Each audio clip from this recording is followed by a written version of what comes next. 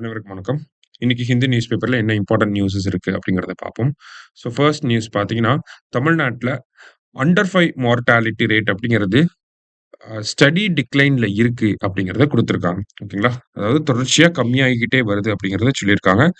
என்ன data present பண்றாங்க அப்படின்னு பார்த்தீங்கன்னா, நமக்கு 2020, 21ல நம்மளோட அண்டர் 5 மார்ட்டாலிட்டி ரேட் அப்படின்னா 5 வயசு வரைக்கும் இருக்கக்கூடிய குழந்தைகள்ல எவ்வளவு பேர் இறந்து போறாங்க அப்படிங்கிறத பேஸ் பண்ணி சரிங்களா?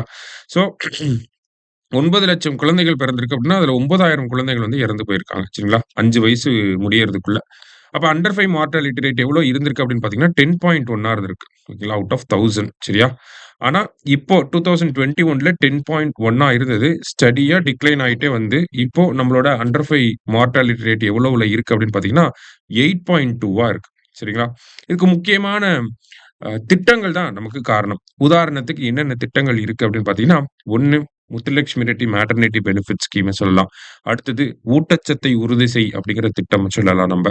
மத்தபடி பார்த்தீங்க அப்படின்னா, அங்கன்வாடி அதாவது ஐசிடிஎஸ் அப்படிங்கிற திட்டத்துக்கு கீழ அங்கன்வாடி மையங்கள் இருக்கு. அதுக்கு கீழ நமக்கு வந்து early childhood care and education அப்படிங்கிறத குடுக்குறாங்க. அதாவது ஏர்லி எஜுகேஷன் அப்படிங்கிறதையும் குடுக்குறாங்க. நமக்கு வந்து கேர் அப்படிங்கிறதுல பார்த்தீங்கன்னா, நியூட்ரிஷனல் சப்போர்ட் அப்படிங்கிறதையுமே வழங்குறாங்க. அது மட்டும் இல்லாம, நம்ப தமிழ்நாட்டுல பார்த்தீங்கன்னா, தடுப்பூசிகள வந்து சரியான முறையில நம்ம குழந்தைகளுக்கு குடுக்குறோம். இந்த மாதிரியான காரணங்கள்னால, நமக்கு அண்டர் 5 மார்ட்டாலிட்டி ரேட் அப்படிங்கிறது தொடர்ச்சியா கம்மியாயிட்டே வருது. அதுதான் மத்திய தமிழக அரசாங்கமும் சொல்லியிருக்காங்க. சரிங்களா? முதல் செய்தியில இத தான் நம்ம பார்க்குறோம்.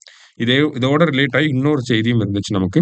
என்ன அப்படின்னு பார்த்தீங்கன்னா, மத்திய அரசாங்கம் வந்து ஒரு ரிப்போர்ட்ல குடுத்திருக்காங்க. என்னன்னா, கேரளா, மகாராஷ்டிரா, தமிழ்நாடு அட்டைன் எஸ்டிஜிஸ் இன் மார்ட்டாலிட்டி ரேஷியோஸ் அப்படின்னு சொல்லி குடுத்திருக்காங்க.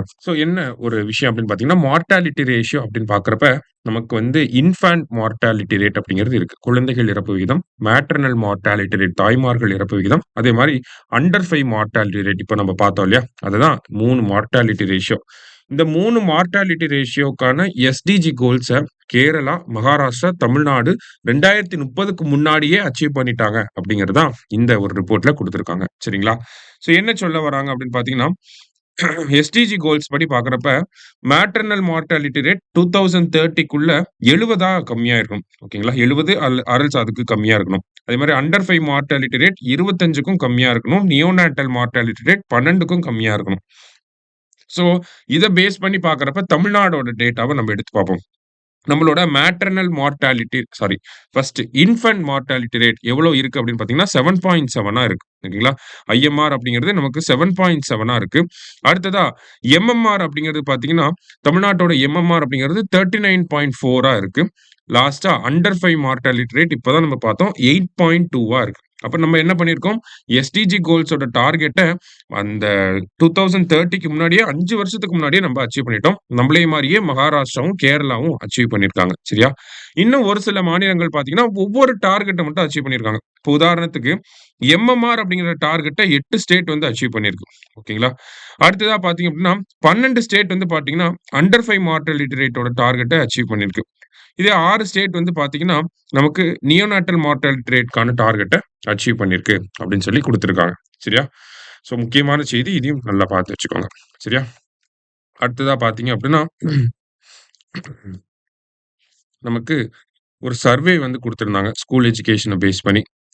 என்ன சர்வே அப்படின்னு பார்த்தீங்கன்னா, நமக்கு ஆ இந்த கற்றல் அடைவு திறன் அப்படின்னு சொல்லி சொல்லுவாங்க. எவ்வளோ லேர்னிங் எப்படி இருக்கு? லேர்னிங் டிஃபிகல்டி இருக்கா? அப்படிங்கிறத வந்து ஸ்டடி பண்றது. ஓகேங்களா? நமக்கு கொரோனாவுக்கு அப்புறம் பார்த்தீங்கன்னா, நமக்கு நம்ம மாணவர்கள் மத்தியில லேர்னிங் டிஃபிகல்டி, லேர்னிங் கேப் அப்படிங்கிறது, லேர்னிங் லாஸ் அப்படிங்கிறது அதிகமா இருந்துச்சு அப்படிங்கிறது இருக்கு. ஓகேங்களா? இத பேஸ் பண்ணி தமிழக அரசாங்கம் இந்த ஸ்லாஸ் அப்படிங்கிற சர்வே எடுப்பாங்க. சரிங்களா? இதுக்கு முன்னாடி எடுத்த சர்வேக்கும், இப்ப இருக்கக்கூடிய சர்வேக்கும் உண்டான கம்பேரிசன தான் நம்ம பார்க்க போறோம். ஸ்லாஸ் அப்படிங்கிற இந்த சர்வேவ பொறுத்தவரைக்கும் பார்க்கிறப்ப, தமிழ்நாட்டுல லேர்னிங் டிஃபிகல்டி அப்படிங்கிறது கம்மியா இருக்கு. நேஷனல் ஆவரேஜ விட தமிழ்நாட்டுல பெட்டராவே இருக்கு. அதே மாரி போன டைம் எடுத்த சர்வேய விட இந்த டைம் வந்து நல்லா இருக்கு. நம்ம பெட்டரா பெர்ஃபார்ம் பண்ணியிருக்கோம் அப்படிங்கிறத சொல்லியிருக்காங்க. ஓகேவா? ஸோ ஸ் ஸ்டேட் லெவல் அச்சீவ்மென்ட் சர்வே எப்படி எடுத்திருக்காங்க அப்படின்னு பார்த்தீங்கன்னா, 3ஆம் வகுப்பு படிக்கக்கூடிய மாணவர்கள், 5ஆம் வகுப்பு படிக்கக்கூடிய மாணவர்கள், 8ஆம் வகுப்பு படிக்கக்கூடிய மாணவர்கள். தமிழ்நாட்டுல இருக்கக்கூடிய அரசு மற்றும் அரசு உதவி பெறும் பள்ளிகள்ல இருக்கக்கூடிய 3 standard, fifth standard, eighth standard students கிட்டத்தட்ட 9,00,000 பேர் கிட்ட இருக்காங்க. இவங்க எல்லாருக்குமே ஒரு டெஸ்ட் கண்டக்ட் பண்ணுறாங்க. இந்த பிப்ரவரி மாசம் டெஸ்ட் கண்டக்ட் பண்ணியிருந்தாங்க. அதுல பார்த்தீங்கன்னா, சயின்ஸ்ல இருந்து தமிழ்லிங் ஒரு 5 கேள்வி, இங்கிலீஷ்ல கொஞ்சம் கேள்வி, அந்த மாரி ஒவ்வொரு சப்ஜெக்ட்ல இருந்தும் கொஞ்சம் கொஞ்சம் கேள்விகள். ஓகேங்களா. இப்ப உதாரணத்துக்கு 8த் ஸ்டாண்டர்ட்க்கு 50 கொஸ்டின் கேட்டிருப்பாங்க. ஒவ்வொரு சப்ஜெக்ட்லயும் 10, 10 கொஸ்டின் அப்படின்னு சொல்லி. ஸோ இத ஓஎம்ஆர் பேஸ்டு டெஸ்ட்டா வச்சு, அத கரெக்ஷன் பண்ணி, அத அனலைஸ் பண்ணி பார்க்கிறப்ப என்ன ஆயிருக்கு அப்டின்னா, தமிழ்நாட்ல இந்த லேர்னிங் லாஸ் அப்படிங்கிறது ரொம்ப கன்சிடரபிளா கம்மியாயிருக்கு அப்படிங்கிறத குடுத்திருக்காங்க. நேஷனல் லெவலோட நேஷனல் ஆவரேஜ விட நம்ம பெட்டரா பெர்ஃபார்ம் பண்ணியிருக்கோம். கற்றல் அடைவு திறன் அப்படிங்கிறது தமிழ்நாட்ல அதிகரிச்சுக்கிட்டு தான் போகுது அப்படிங்கிறத சொல்லியிருக்காங்க. இருந்தாலுமே, இந்த இதுல நம்ம ஒரு விஷயத்த நோட் பண்ண முடியும். இந்த கற்றல் அடைவு திறன் அப்படிங்கிறது நம் இப்ப 3 ஸ்டாண்டர்ட்ல 67% இருக்கு தமிழ்ல. ஆனா 8த் ஸ்டாண்டர்ட் வரப்ப 52ஆ இருக்கு. அப்ப higher education, higher studies, higher ஸ்டாண்டர்ட்ஸ்க்கு போக போக அந்த லேர்னிங் லாஸ் வந்து இருந்துட்டே தான் இருக்கு. இப்ப 8த் ஸ்டாண்டர்ட்ல பார்த்தீங்கன்னா, எல்லாமே கம்மியா இருக்கு. கம்பேர்ட் டூ 3 அண்ட் 5த் ஸ்டாண்டர்ட். ஸோ இதுக்கு இந்த கொரோனால ஏற்பட்ட லேர்னிங் லாஸ், அந்த லேர்னிங் கேப் அந்த 2 வருஷம் ஒரு ஏறக்குறைய 1 1/2 வருஷம் பள்ளிகள் திறக்காமயே இருந்துச்சு. அரசு உதவி பெறக்கூடிய பள்ளிகள்ல இருக்கக்கூடியவங்களுக்கு லேர்னிங் அப்படிங்கிறது இல்லாமயே இருந்துச்சு. Compared to private school students பார்த்தீங்கன்னா, அவங்க ஆன்லைன் எஜுகேஷன் அப்படிங்கிறதெல்லாம் இருந்துச்சு. ஆனா அரசு பள்ளிகள்ல அது கம்மியா தான் இருந்துச்சு இல்லையா? ஸோ அதனால தான் 8த் ஸ்டாண்டர்ட் மாணவர்களுக்கு அந்த டேட்டா எல்லாமே கம்மியா இருக்கு. பட் 3 அண்ட் 5த் ஸ்டாண்டர்ட் மாணவர்களுக்கு பெட்டரா இருக்கு அப்படிங்கிறத சொல்லியிருக்காங்க. அதுக்கு முக்கியமான திட்டங்களையும் கோட் பண்ணியிருந்தாங்க. உதாரணத்துக்கு பார்த்தீங்கன்னா, லாக்டவுன் முடிஞ்சதுக்கு அப்புறமா எண்ணும் எழுத்தும் திட்டம் அப்படிங்கிறது இருந்துச்சு. ஓகேங்களா? இது லேர்னிங் கேப்ப ரெட்யூஸ் பண்றதுக்காக கொண்டு வந்திருந்தாங்க. இல்லம் தேடி கல்வி அப்படிங்கிற திட்டம்லாம் இருந்துச்சு. ஆ காலை உணவு திட்டம் அப்படிங்கிறது இருந்துச்சு. இந்த மாரியான திட்டங்கள்னால தமிழ்நாட்டில இந்த லேர்னிங் கேப் அப்படிங்கிறது நம்ம கொஞ்சம் கொஞ்சமா அட்ரஸ் பண்ணிக்கிட்டே வரோம் அப்படிங்கிறத தமிழ்நாடு அரசாங்கம் சொல்லியிருக்காங்க. ஸோ இந்த சர்வேவ யாரெல்லாம் எடுத்திருக்காங்க அப்படின்னு பார்த்தீங்கன்னா, சமக்ர சிக்ஷா, எஸ்சிஆர்டி, அடுத்ததா வந்து ஸ்கூல் எஜுகேஷன் டிபார்ட்மெண்ட், அடுத்ததா பிளானிங் கமிஷன் இவங்கலாம் சேர்ந்து தான் இந்த சர்வேவ எடுத்திருக்காங்க. இதுல டாப் 5, பாட்டம் 5 யாரெல்லாம் இருக்காங்க அப்படின்னு பார்த்தீங்கன்னா, டாப் 5ல கன்னியாகுமரி, கடலூர், மதுரை, தென்காசி மற்றும் சிவகங்கை. இவங்கலாம் டாப் 5. கன்னியாகுமரி எப்பயுமே லிட்டரேசினா கொஞ்சம் டாப்ல தான் இருப்பாங்க. பாட்டம் 5ல பார்த்தீங்கன்னா, நீல்கிரிஸ், ஈரோடு, செங்கல்பட்டு, சென்னை மற்றும் கோயம்புத்தூர் இவங்கலாம் பாட்டம் 5ல இருக்காங்க. இது எல்லாமே நமக்கு கொஸ்டின் ஏரியா அப்படியே நோட் பண்ணி வச்சுக்கோங்க. சரியா? ரைட். ஸோ இன்றைய செய்தித்தாள்ல இருந்த முக்கிய செய்திகள் எல்லாத்தையும் பார்த்திருக்கோம். நன்றி. சுரேஷ் ஐஏஎஸ் அகாடமி வெற்றியின் முகவரி.